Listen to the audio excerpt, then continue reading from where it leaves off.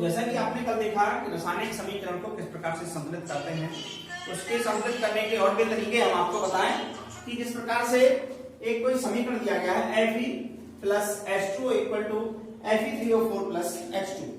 ये रासायनिक समीकरण है आपका जो कि संतुलित नहीं है, इसे ढांचा समीकरण कह सकते हैं। इसको संतुलित करने का जो आपकी किताब में तरीका बताया गया है वो 4-5 चरणों में इसका उपयोग किया जाएगा। सबसे पहले जो समीकरण दिया गया है इसको एक बॉक्स के अंदर बंद कर लें, plus H2O plus equal to Fe3O4 और प्लस H2।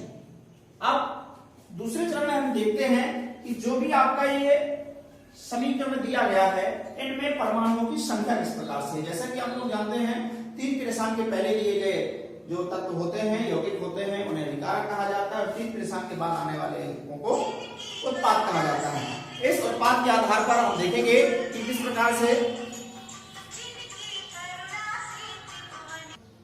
तो अभिकारकों को कितने परमाणु की संख्या है। सबसे पहले तत्व लिखेंगे, देखेंगे अभिकारक में सबसे पहला तत्व दिया गया है आपका Fe। अब आपको देखना है अभी की संख्या कितनी दी गई है, तो अभिकारकों में चूंकि ये तत्व है, अभिकारकों में इसकी संख्या है 1 और अभिकारक के पश्चात उत्पाद में Fe कितनी दी गई है, उसकी पारमाणिकता दी गई है, वो दी गई है 3। इसी प्रकार से दूसरा तत्व है आपका हाइड्रोजन। हाइड्रोजन में अभिकारकों की संख्या कितनी है 2 और उत्पाद में हाइड्रोजन की संख्या कितनी है आपकी 2। इसके अलावा तीसरा तत्व जो दिया गया है समीकरण में वो है ऑक्सीजन और ऑक्सीजन में अभिकारकों में संख्या कितनी है उसकी हम देखेंगे आपका 1 और उत्पाद में उसकी संख्या है 4।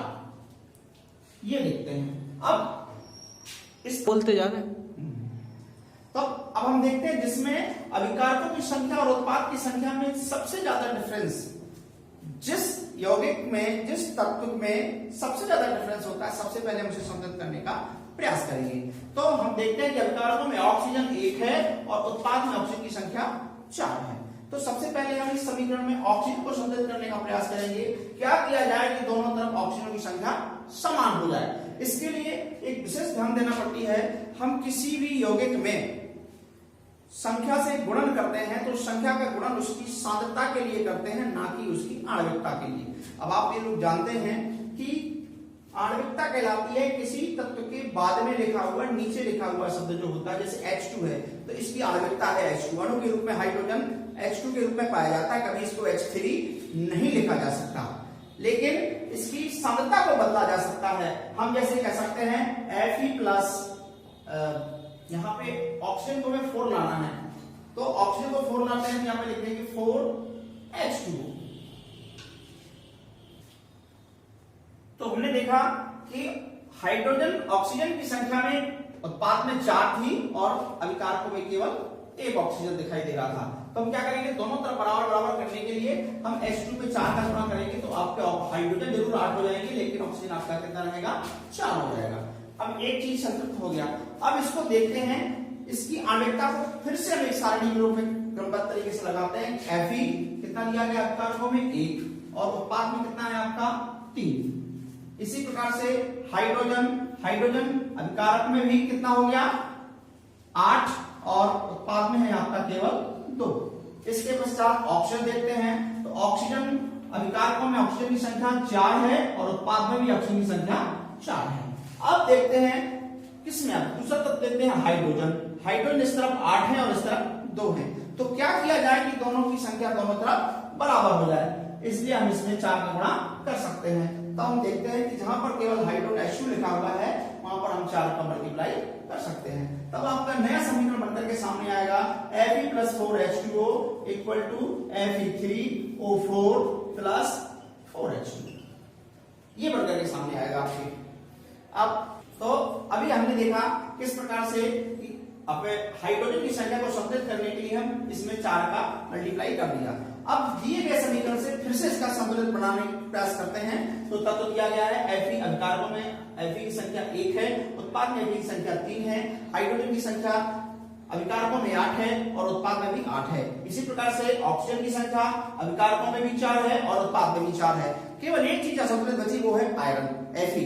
Fe को संतुलित करने के लिए क्या किया जाए कि दोनों तरफ संतुलन समान हो जाए, तो हम इसमें 3 मल्टीप्लाई कर देंगे, तब आपका हो जाएगा समीकरण बनेगा आपका 3Fe plus 4H2O equal to Fe3O4 plus 4H2O। अब ये आपका समीकरण बना। इसे हम संतुलित समीकरण मान सकते हैं, लेकिन ये समीकरण संतुलित है या नहीं, इसके लिए फिर से हम सारणी बना करके उसका प्रयास करेंगे और हम देखेंगे कि किस प्रकार से। तो आपका समीकरण H2O, सॉरी यहाँ पे O नहीं है, H2, ओनली H2 आएगा, 4H2।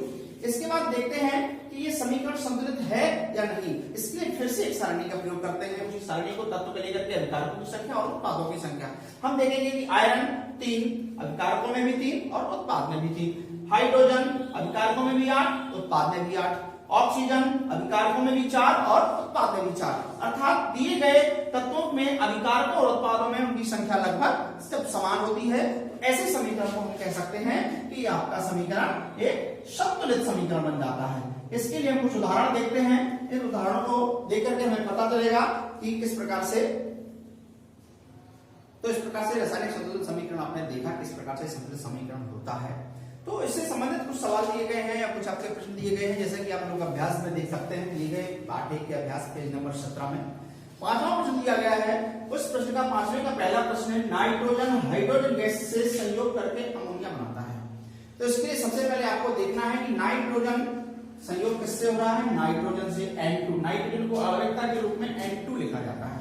इसी प्रकार से हाइड्रोजन से संयोग करता है और हाइड्रोजन को आवृत्ता के रूप में हमेशा H2 लिखा जाता है, जब इसकी आवृत्ता अणु के रूप में H2 के रूप में पाया जाता है। इक्वल टू बना क्या रहा है, वो संयोग क्या करके क्या बना रहा है, अमोनिया। अमोनिया का सूत्र होता है NH3। अभी आपको सूत्र दिखाएंगे कुछ प्रयोगों के किस प्रकार से सूत्र होते हैं। ये आपका एक समीकरण बना, लेकिन ये समीकरण आपका संतुलित नहीं है, क्योंकि इसमें आप देखेंगे किस प्रकार से संतुलित नहीं है। संतुलित करने का तरीका मैंने बताया था कि एक सारणी बनाना पड़ेगी आपको, जिसमें एक तत्व रहे, एक तत्व रहेगा। जैसे कि पहला तत्व है इसमें नाइट्रोजन, इसमें अभिकारकों में कितने नाइट्रोजन के अणु हैं, परमाणु हैं, और उत्पाद में कितने नाइट्रोजन के परमाणु हैं। तो हम देखेंगे इसमें 2 है और इसमें 1 है। दूसरी चीज, दूसरा तत्व लिया गया आपका हाइड्रोजन। हाइड्रोजन अभिकारकों में कितने हैं, 2, और उत्पाद में कितने हैं, 3। ठीक, अब इसमें देखते हैं कि कौन सा समीकरण में कौन सी चीज असंतुलित है।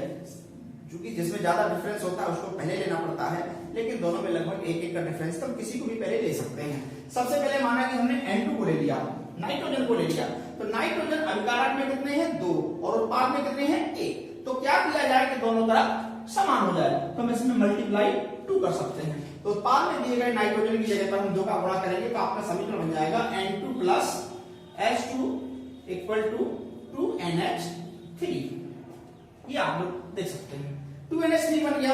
अब ये संतुलित है या नहीं, इसके लिए फिर से सारणी का प्रयोग करते हैं। सारणी का प्रयोग करने के पश्चात देखते हैं कि हम किस प्रकार से, नाइट्रोजन अभिकारक में भी 2 है, उत्पाद में भी 2 है, किंतु हाइड्रोजन अभिकारक में तो 2 है, लेकिन उत्पाद में कितना हो गया, हाइड्रोजन आपका 2 का गुणा या मल्टीप्लाई 3 से हो जाएगा, तो क्या हो जाएगा आपका 2 3 6। अब इस तरफ उत्पाद में हाइड्रोजन 6 और अभिकारक में हाइड्रोजनों की परमाणु संख्या है 2। क्या किया जाए कि दोनों तरफ बराबर हो जाए, तो स्वतः आप लोग जानते हैं कि जहां पर हाइड्रोजन लिखा होगा वहां पर हम इसका 3 से मल्टीप्लाई कर देंगे, तो इस तरफ भी कितना हो जाएगा, 6 हो जाएगा। तो हम अगला समीकरण के रूप में लिख सकते हैं N2 प्लस H2। अब H2 में किसका मल्टीप्लाई करना है, 3 का, इक्वल टू क्या बन जाएगा, 2NH3। ये दिया गया समीकरण आपका समीकरण आपका जो आएगा वो संतुलित समीकरण होगा। अब ये समीकरण संतुलित है या नहीं, इसके लिए पुनः एक सारणी का प्रयोग करें और फिर से हम इसमें लिख सकते हैं कि इसमें हाइड्रोजन भी आपके कितने हो जाएंगे, 6 हो जाएंगे। अतः दिया गया समीकरण आपका पूर्ण रूप से संतुलित समीकरण है।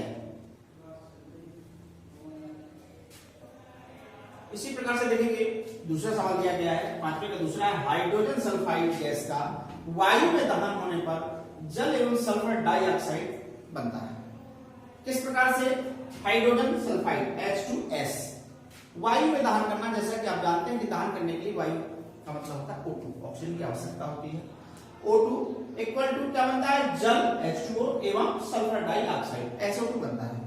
ये आपका एक प्रकार का रासायनिक समीकरण है, लेकिन ये असंतुलित रासायनिक समीकरण है। हम देखें कि अभिकारकों में और उत्पाद में दिए गए परमाणु की संख्या में अंतर होता है। इसके लिए हम पुनः सारणी बनाएंगे। तब तो आपका हाइड्रोजन, सल्फर और ऑक्सीजन। अभिकारकों में देखेंगे हाइड्रोजन की संख्या कितनी है, 2, उत्पाद में हाइड्रोजन की संख्या है 2। इसी प्रकार से अभिकारक में सल्फर की संख्या 1 और उत्पाद में भी सल्फर की संख्या 1 है। दूसरी अगली बात ऑक्सीजन, ऑक्सीजन अभिकारकों में कितने दिए गए आपके 2 और उत्पाद में कितने दिए गए आपके 3, यानी इसमें असंतुलित कहां पर है ऑक्सीजन, 2 ऑक्सीजन और सल्फर डाइऑक्साइड के साथ में है और 1 ऑक्सीजन आपका H2 के साथ में है। क्या किया जाए कि अभिकारक और उत्पादों में दिए गए संख्या के मान बराबर हो जाए, इसलिए यदि हम इस ऑक्सीजन H2 वाले जल के साथ में 2 का गुणा कर देंगे तो उत्पाद में अभिकारकों की उत्पाद में ऑक्सीजन की संख्या 4 हो जाएगी और यदि हम O2 में भी 2 का गुणा कर देंगे तो अभिकारकों में भी संख्या आपकी 4 हो जाएगी। तो हम लिख सकते हैं H2S प्लस 2O2, यहाँ पर 2 मल्टीप्लाई कर देंगे और यहाँ पर भी 2 मल्टीप्लाई कर देंगे। तो आप देखेंगे पुनः यदि सारणी बनाई जाएगी तो पुनः सारणी में देख सकते हैं अभिकारकों में भी ऑक्सीजन की संख्या 4 है और उत्पाद में भी ऑक्सीजन की संख्या 4 है। यदि ये समीकरण दिए गई सारणी में अभिकारक और उत्पाद दोनों के परमाणु की संख्या समान होती है तो ऐसा समीकरण आपका संतुलित समीकरण माना जाएगा, अर्थात ये वाला समीकरण आपका दिए गए समीकरण का संतुलित समीकरण है। अब इसी प्रकार 5वें का तीसरा सवाल सी नंबर का है आपका, एल्यूमिनियम सल्फेट के साथ अभिक्रिया कर barium chloride, aluminium sulphate Al2SO4 का होता है जो कि एल्यूमिनियम की जो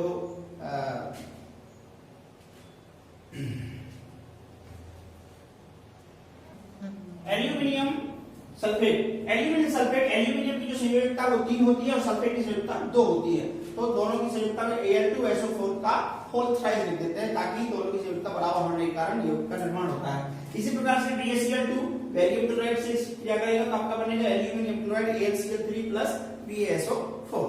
अब हम इसकी देखते हैं पुनः सारणी बना करके, जैसा कि आप बार बार आपने सारणी बनाई, सारणी में एक तरफ लिखते हैं अभिकारकों की संख्या दिए गए तत्वों की और एक तरफ लिखते हैं उत्पादों की संख्या, किस प्रकार से संख्या लिखा जाता है। इसमें सबसे ज्यादा जो असंतुलित होता है उस तत्व को संतुलित करने का सबसे पहले प्रयास करेंगे। जैसे अभिकारकों में एक जगह ऑक्सीजन दिया गया है और उसकी मात्रा कितनी गई आपकी 12 और उत्पाद में ऑक्सीजन कितने हैं आपके केवल 4, तो क्या किया जाए दोनों तरफ के मान कैसे हो जाए बराबर हो जाए। हम बिना हिचक के 4 के साथ यदि 3 का मल्टीप्लाई कर देते हैं, जहां पर ऑप्शन दिया गया है यदि हम यहाँ पर 3 का गुणा कर देते हैं तो यहाँ पर ऑप्शन की संख्या कितनी हो जाएगी 12 12 बराबर हो जाएगी।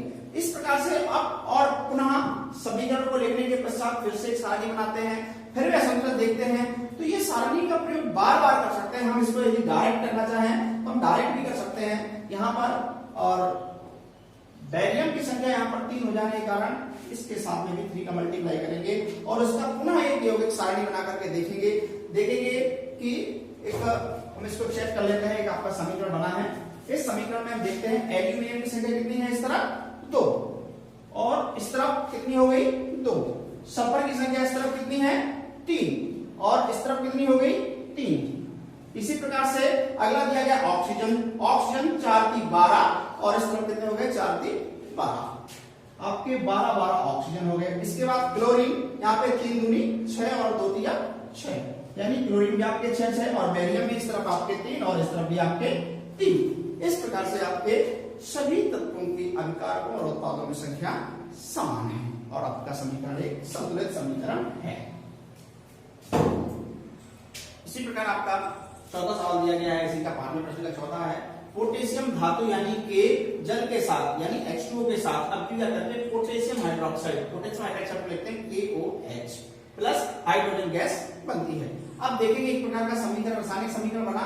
इस रासायनिक समीकरण में जो असंतुलन है इसके लिए हम पुनः एक सारणी का प्रयोग करते हैं। सारणी में तत्व, अभिकारक में परमाणु की संख्या और उत्पाद में परमाणु की संख्या। हम देखते हैं अभिकारकों में पोटेशियम 1, उत्पाद में पोटेशियम 1, इसी प्रकार से हाइड्रोजन 2 और उत्पाद में हाइड्रोजन, एक हाइड्रोजन KOH के साथ और एक H2 के साथ, यानी 3 हाइड्रोजन है। इसके बाद ऑक्सीजन 1 और इसमें भी ऑक्सीजन आपका 1 है। इसमें जो असंतुलित स्थिति बनी है वो केवल आपके हाइड्रोजन के साथ में है।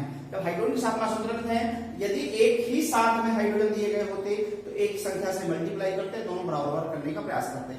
लेकिन क्योंकि अलग अलग हाइड्रोजन है, एक KOH के साथ में एक H2 के साथ में है, तो हम इसके साथ 2 का मल्टीप्लाई करेंगे तो आपका हो जाएगा K plus H2O equal to 2KOH plus H2। हम चाहें तो पुनः समीकरण बना सकते हैं, सारणी बना सकते हैं। इस सारणी के बनाते समय हम देखेंगे यहाँ पर 2 पोटेशियम हो जाते हैं, तो इसको संतुलित करने के लिए हम 2 का मल्टीप्लाई यहाँ पे कर देते हैं।